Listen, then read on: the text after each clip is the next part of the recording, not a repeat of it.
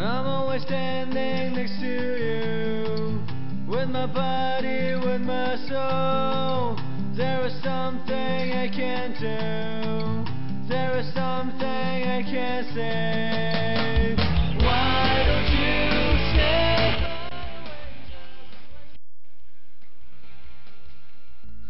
네, 좀 놀아본 오빠의 미심쩍은 상담소를 오랜만에 문을 열어봤는데, 오랜만 아닌가요? 막 진짜 나 미치겠어. 나 작년에 사귄 남자친구가 있어.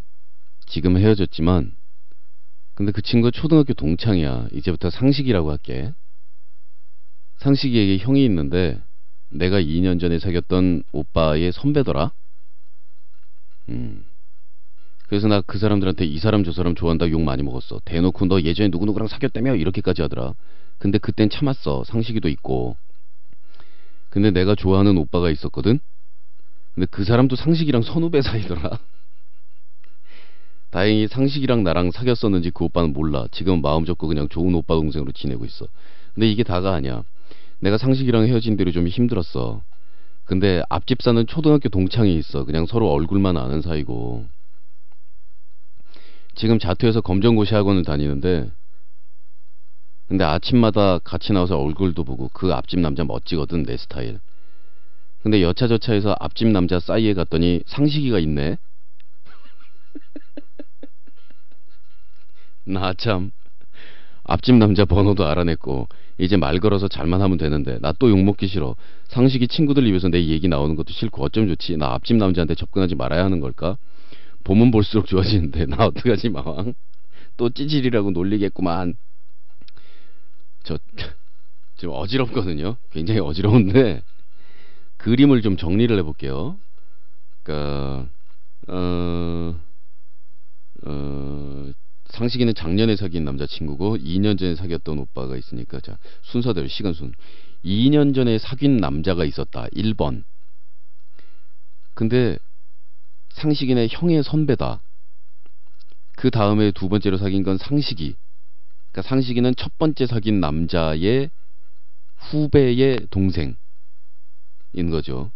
그리고 세 번째 좋아하는 오빠가 생겼는데 상식이랑 헤어지고 나서, 근데 상식이랑 선후배 사이.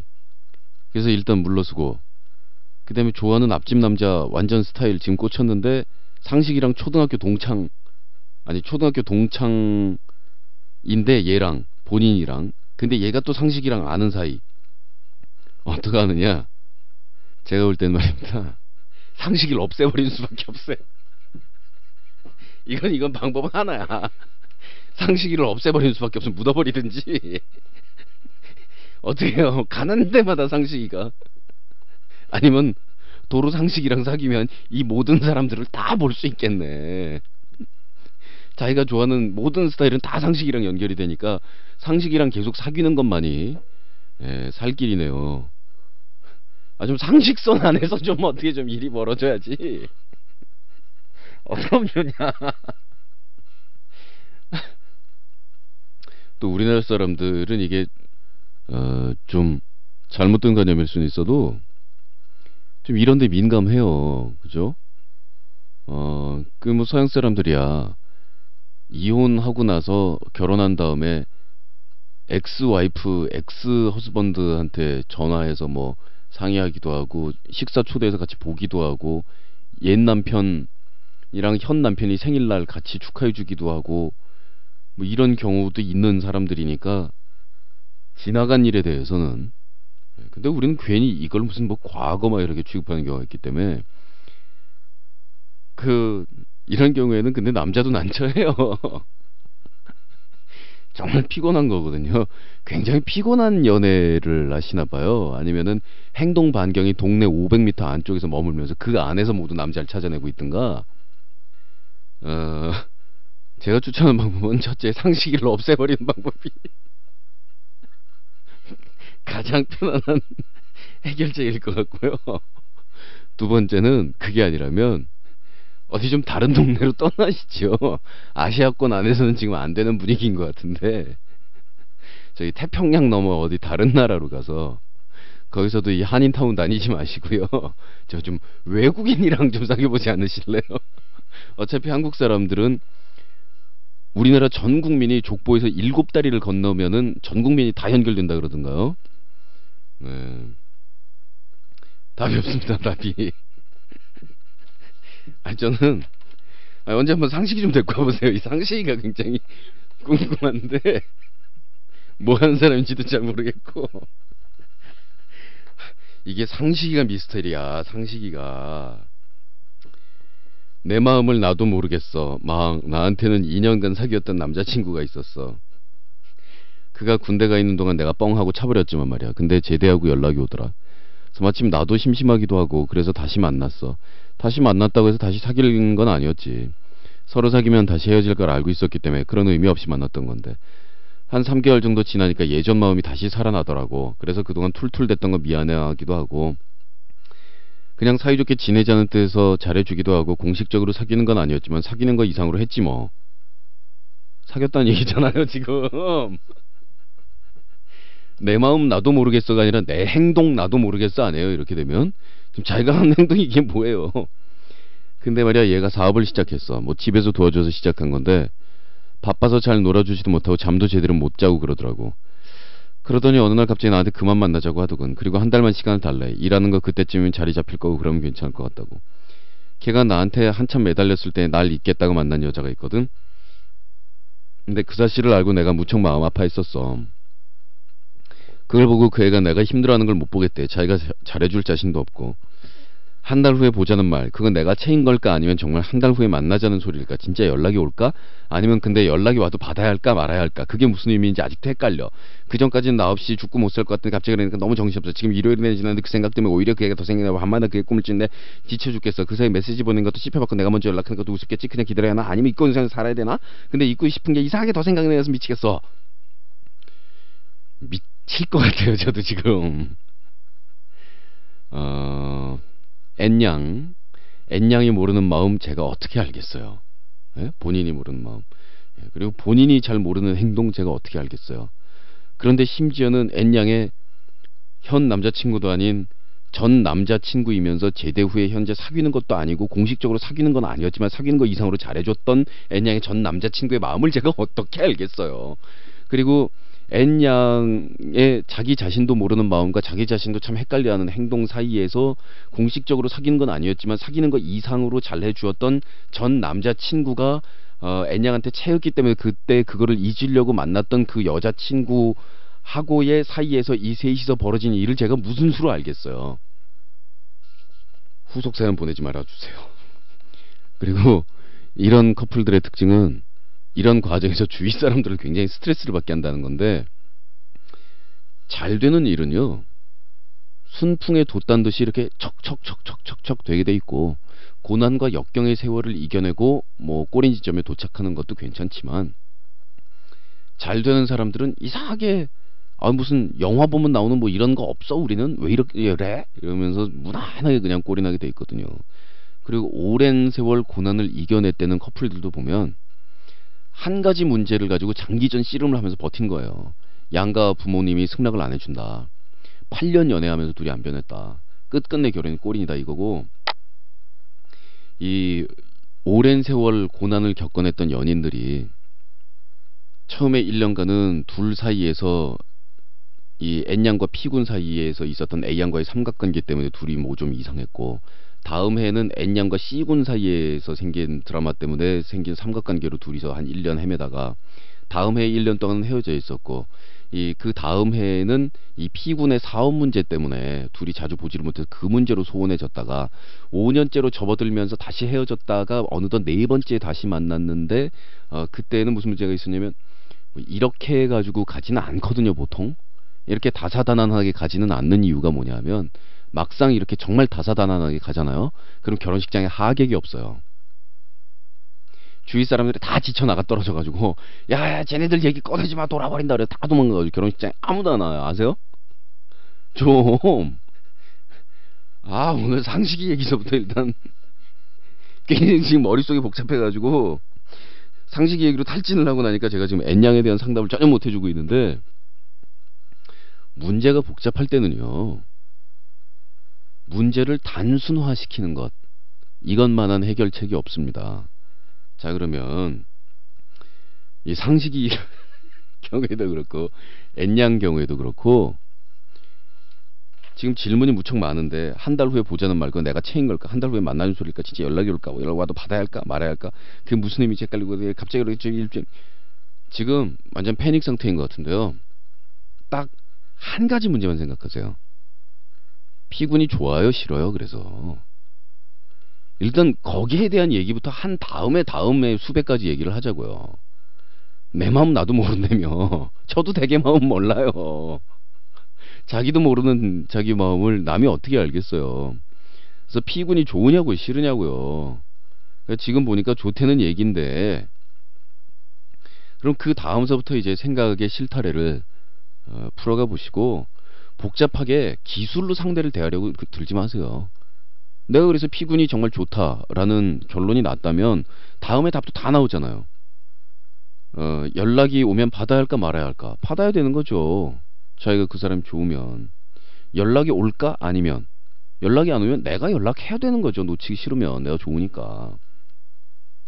한 달 후에 보자는 말, 그건 내가 체인 걸까? 아니면 정말 한 달 후에 만나자는 소린 걸까? 그건 한 달 기다려보는지, 한 달 못 기다리겠으면 가서 PC방 일 도와주든지, 가서 남자친구 일하는 거 같이 도와주면서 일하면서 그러면서 얘기를 해보든지, 너 그거 나 차재는 얘기였냐 뭐였냐 라고 말을 하던지. 찌질하다 함은 이 본인의 옹색한 모습이 드러나는 것이 찌질한 게 아니고 주위에다가 질질질질 흘리고 다니면서 사람들 고생시킨 게 찌질한 거래도요. 자, 뭐 어쨌든 상담 분량 중에서 가장 많은 연애 상담으로 오늘도 또 좀 기우는 분위기인데, 막 나보다 더 크게 볼 수 있는 사람이 필요해서 이렇게 쓴다. 제 방송을 듣다가 시원하게 물꼬를 터주는 마음 보면서 이름이 버젓이 나오는데도 불구하고 용기를 냈어. 남자친구가 이번엔 핸드폰을 부셨어. 저번엔 키보드, 더 전엔 라이터. 나랑 싸우면 자기 화를 못 이겨서 그래. 남자친구의 이런 모습은 이해가 가지만 무슨 생각을 하고 있는지 정말 알 수가 없어. 이해가 가세요? 전 이해가 안 가는데. 그 여자친구인 제이양은 이해가 가시겠지만 핸드폰도 잘 이해가 안 갈 거예요. 자기가 왜 부셔줘야 하는지. 키보드나 라이터 입장에서 좀 불만이 있을 거예요. 나보다 5살이 많은 28살. 이 사람도 마왕 방송을 잘 듣고 마왕의 사상에 굉장히 동감하는 사람이지. 뒤늦게 방송 듣기 시작한 내가 마왕 방송을 들으면서 남자친구가 무슨 생각을 하고 왜 그때 그런 말을 했는지 이해가 갈 정도니까. 그래서 더더욱 마왕의 생각이 필요해. 사건은 오늘 목욕탕 같이 가자고 만나면서부터였어. 집도 가깝겠다. 같이 목욕하러 가는 것도 재밌으니까 먼저 같이 가자고 했어. 난 슬리퍼, 쪼리라고 하는 걸 신고 반팔에 트레이닝 바지를 입고 나왔지. 그때부터 표정이 굳는 거야. 목욕 가는 거 튀내는 것도 아니고 뭐냐? 아래 위로 계속 훑어보더라고. 왜 목욕 가는데 이렇게 가면 안 돼? 웃으면서 대답했지. 목욕 끝나고 찝찝해서 문자를 보냈어. 내가 마음에 안 드냐고. 표정이 그렇게 보였다고. 슬리퍼를 신어서 조금 화가 났었대. 나한텐 그런 게 안 어울린대. 안 어울리면 입으면 안 되고 신으면 안 되는 거야? 난 이 사람이 여자라는 거에 대해서 도대체 어떤 착각을 하고 있는지 이해가 안 갔고 엄청 화가 났어. 남자친구는 번번이 내가 하고 다니는 거에 말을 많이 했었어. 처음엔 너무 스트레스를 받으니까 싸웠지. 넌 키가 작아서 안 어울려. 네가 입고 싶어하는 거 너한테 안 어울려. 옷 좀 잘 입고 다녀. 운동 좀 해. 주변에서 나 옷 못 입는다는 말 잘 안 듣거든. 지금 몸도 162에 50도 안 되는데 남자친구가 그림을 그리는 사람이라 그런지 외모에 말을 많이 해. 얼마 전까지만 해도 넌 조금만 잘하고 다니면 진짜 예쁠 텐데 그걸 못하고 있는 것 같으니까 답답해. 이 말 하나만 믿었어. 전에는 오빠가 나의 외모 허점을 말하고 연예인 보고 좋아하는 모습이 정말 슬펐어. 저렇게 돼야 칭찬을 듣나 싶고. 난 지금 남자친구 자체가 좋은데. 사람이 서로 좋아하면 모든 게 좋아진다고 하던데 싸울 때 차라리 완벽한 사람을 찾아라 라고 말한 적도 있어. 그때 오빠는 세상에 그런 사람이 없으니까 그러지 라고 하더라. 원래 말을 틱틱 하는 편이야. 진심 아닌 말도 가끔 하게 된다고 사귈 때부터 얘기를 했었고 믿었지. 하지만 이제 지치려고 한다. 난 어려서부터 못생겼다고 얘기를 너무 많이 듣고 자랐어. 초등학교 때에도 옆반에 좋아하는 남자애가 있다고 친구한테 얘기했는데 어느 날 그 남자애가 네가 나 좋아한다며 쪽팔려서 학교 못 다니겠다 그랬거든. 사실 내가 어떤지 잘 모르겠어. 오늘 목욕탕 슬리퍼로 싸우면서 오빠가 나한테 너 자격지심 같은 거 있냐고 묻는데 잔인하더라. 난 슬리퍼도 신고 좀 자유롭고 편하게 만나려고 했는데 화가 났다니. 밖에서 만날 땐 구두도 신고 신경 안 쓰는 것도 아니란 말이야. 내가 잘못하고 다녀서 아쉬워하는 얘기일까? 아니면 자기는 한창 잘 나가는 작가라서 어울릴 만한 참한 여자를 찾는 걸까? 비폭력주의자라고 항상 그러면서 부드러운 말 한마디 못해주고 싸울 때 나한테 소리 지르고 욕도 하는 건 속상해서 그런 걸까? 아니면 진짜 내가 짜증나는 인간이라서 그런 걸까? 아니면 나에게 정신병이 있는 걸까? 두려워. 이 사람이 정말 나를 좋아하는 건지, 아니면 그냥 경험치로 사귀는 건지, 아니면 나에게 정신병이 있는 걸까? 일단 남자친구 만나시면요, 남자친구도 저희 방송들 듣는다 그러니까 제가 그랬다고 그러시고 일단 발길로 한 대 차세요. 그리고 저 방송 듣지 말라고 전해주세요. 제가 평소에 그 얘기 누차 했는데 우리 방송 그렇게 들으면서 남자친구는 무슨 얘기를 들었대요? 여성의 외모의 단점에 대해서는 그 어떠한 경우에도 지적하거나 놀림의 대상으로 삼아서는 안 된다. 한 스텝 더 나가면 남자의 경우에도 외모에 대해서 지적하는 건 사실 똑같은 상처를 받는다. 근데 남자들 같은 경우에는 몇 가지 보험이 들어있고, 뭐 남자는 외양이 좀 일견 아니어도 능력으로 뭐 될 수 있다는 둥, 응? 뭐 이런 식의. 그렇지만 어릴 적부터 외모 해가지고 지적 많이 받은 남자애들은 심각한 정신적인 상처받고 상흔 같은 것들이 분명 마음에 남습니다. 여성들 같은 경우에 가령 자기가 좀 푸짐하고 넉넉한 스타일일 경우에 내가 근수가 좀 되지 않냐라든가 이렇게 먼저 선공을 날리는 경우가 있습니다. 먼저 선공을 쳐서 미리 얘기를 하는 거는 상대방한테 그 말 듣는 게 너무너무 두렵고, 그런 이야기를 저쪽에서 걸어오는 것이 너무 짜증이 나기 때문에 자기가 미리 방어벽을 쳐버리는 경우인 경우도 사실은 거의 대부분. 그리고 그렇게 또 마음속에서 여유있게 이야기를 할 수 있는 사람도 자기가 푸짐한 스타일이라기보다는 쭉빵이 스타일이었으면 좋겠다라고 생각을 합니다. 뭐 사람이란 그런 거니까요. 자, 여자친구의 외양에 대해서 지적을 한다라든가, 너는 이게 안 어울려, 저게 안 어울려, 저게 안 어울려 라는 얘기를 하는 것보다는 너는 진짜 이게 어울려. 그런 다음에 여자친구가 딴 건 몰라도 눈에는 쌍꺼풀 하나 있단 말이에요 라는 상황이면 계속 눈 얘기만 하는 거지. 눈 얘기만. 왜냐하면 이건 산술적으로 계산이 너무 단순하게 나오는 게, 이 여자친구를 이렇게 생겼고 이렇게 옷을 입고 이렇게 하든 말든 만나든가 아니면 헤어지든가. 사귀려면 예쁜 거 하나만 발견해서 그 얘기만 죽어라고 하든가, 아니면 줄줄이 마음에 안 드는 것만 죽어라고 얘기하려고 그러면 헤어지든가. 둘 중에 하나거든요. 상대방에 대해서 계속 지적하고 계속 얘기하고 이런 시간이 상당히 많은 부분을 차지한다면 그 사이 오래가기 힘들고 지친다라는 표현이 딱 맞는데, 전에 그 얘기도 여러 번 드렸었잖아요. 남자 여자가 헤어지려면 지치기 전에, 탈진하기 전에 상대방에 대한 좋은 추억이 어느 정도 남아있고, 그 사람 생각이 들면 입가에 흐뭇한 미소가 들면서 그때 좋았지, 이런 생각이 남을 수 있는 상태에서 헤어져야지, 완전 탈진해가지고 원망이 남은 다음에 헤어지면 정말 그런 인연을 뭐 하려고 맺겠어요, 세상 살면서. 근데 이제 점점점 짜증이 나고, 더군다나 사람이 슬픈 거, 어떻게 해도 내가 가진 외모, 내가 가진 재주, 내가 할 수 있는 노력으로 상대방에게 기쁨을 줄 수 없다면, 그 길이 마치 원천봉쇄되어 있는 듯한 느낌이 든다면, 너무너무 멀다면, 내가 하는 일상생활의 하나하나의 행동이 전부 다 유효타가 아니라면, 그럼 정말 지치고 사람 그 연애하기 싫은 거죠. 그 다음, 지적을 하더라도 뉘앙스라는 게 사실 99%를 차지한다라는 거. 아니, 그 쪼리를 신었느냐 구두를 신었느냐라는 건 1%밖에 안 돼요. 99%는 그 말을 전달하는 그런 뉘앙스인데요. 둘이 목욕까지매요. 동네 목욕탕 가는데 이 쪼리 말고 딴 거 신고 나온다라는 것도 좀 웃기기는 한데 그게 웃기다 안 웃기다, 그게 옳으냐 그르냐, 그래서 여자친구가 목욕탕을 갈 때 구두를 신어야 되느냐 쪼리를 신어야 되느냐, 이건 전부 1%밖에 안 되는데도요. 99%는 표현인데, 그 표현이 뭐냐면, 어우, 우리 공주는 동네 목욕탕을 갈 때도 조리 같은 거 신으면 안 돼. 그 미천한 천민들이나 그런 거지. 쌍스러운 것들이 하고 우리 공주가 하면 어떡해. 공주야, 너는 목욕탕을 갈 때도 구두를 신어야 돼.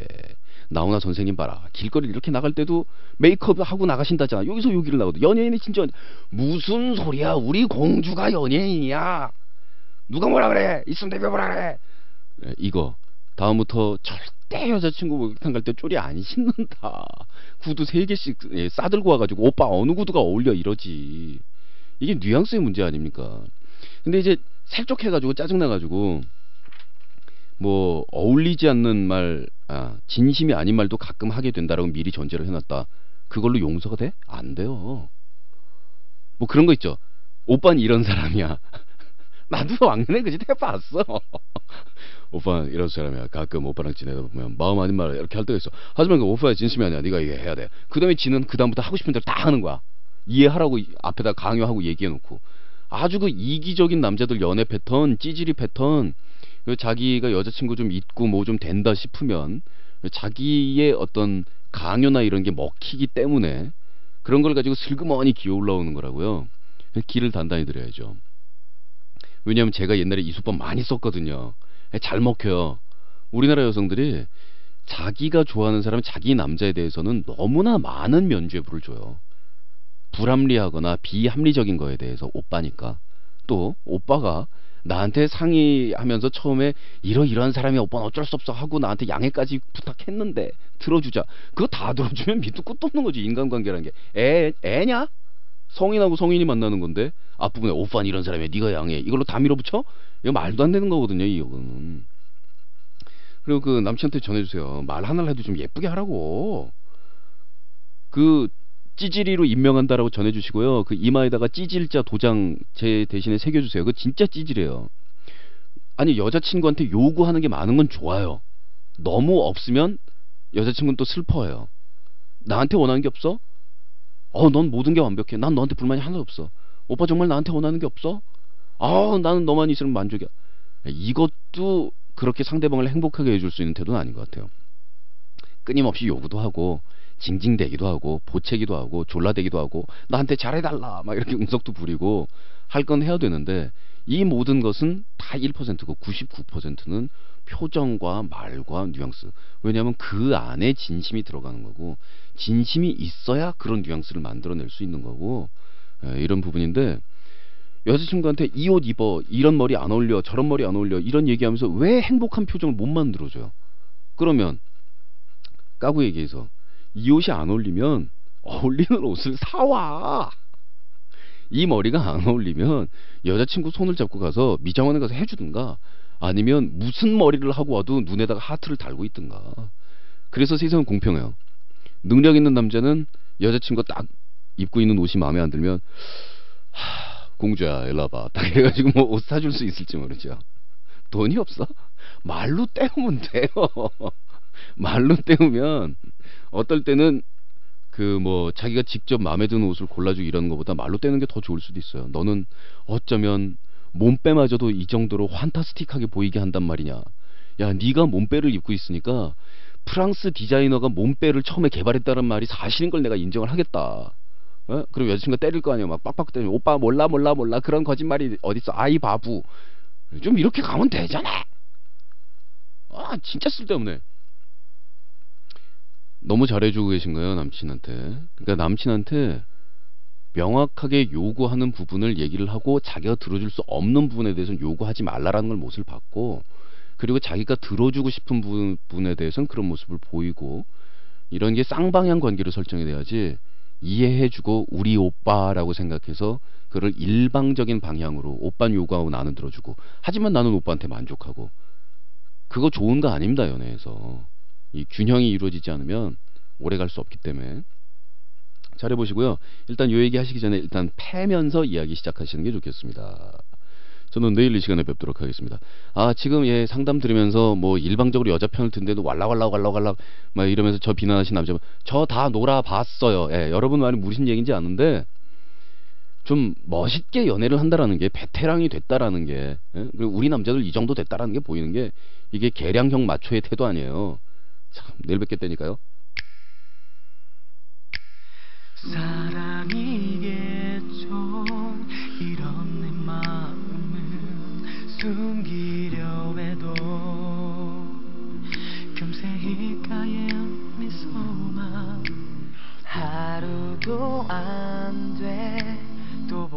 싶어